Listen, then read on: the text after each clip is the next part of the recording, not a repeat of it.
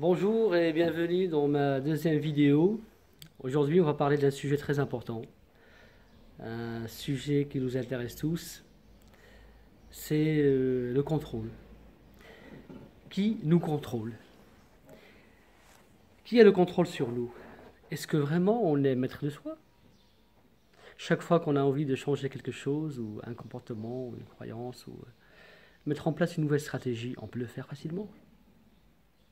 Combien de fois on a essayé de faire un régime, de faire du sport, des personnes qui ont essayé d'arrêter de fumer.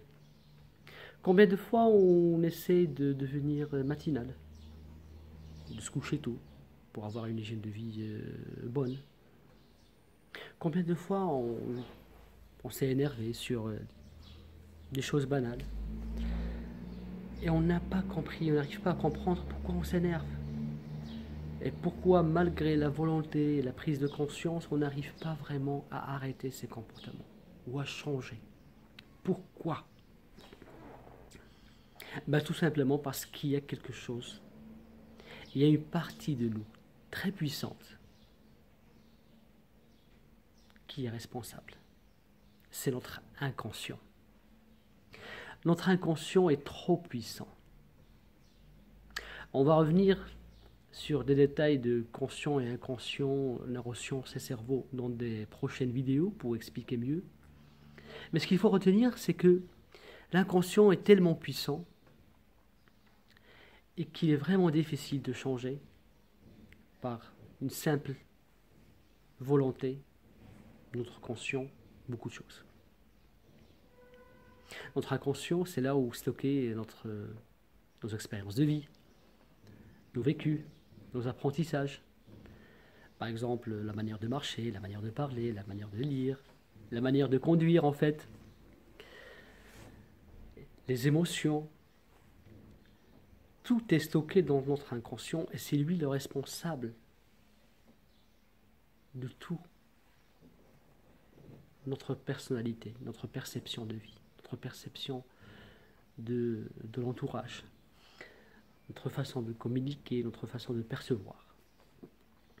La mauvaise nouvelle, c'est que tous ces apprentissages et ces comportements et ces vécus, tout ça est vraiment ancré à l'intérieur de notre inconscient.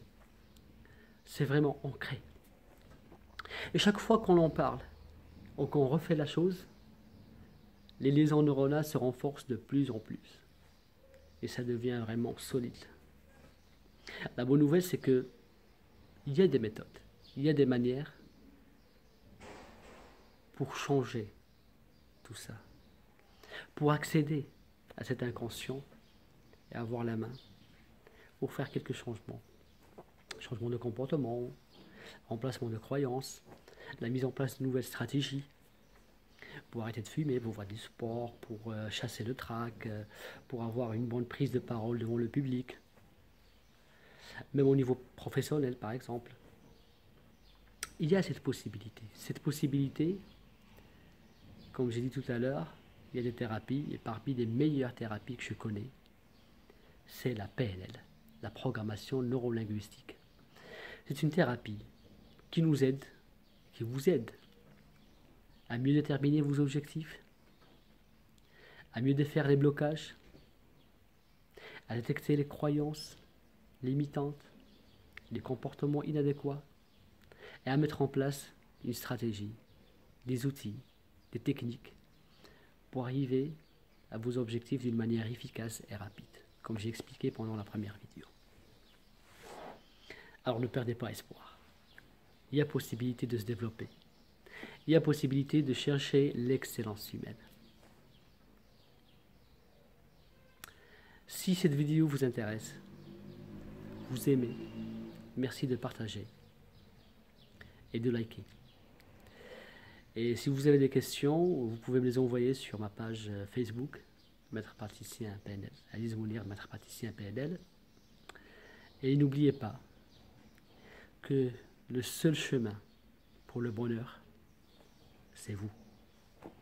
Merci, à la prochaine vidéo.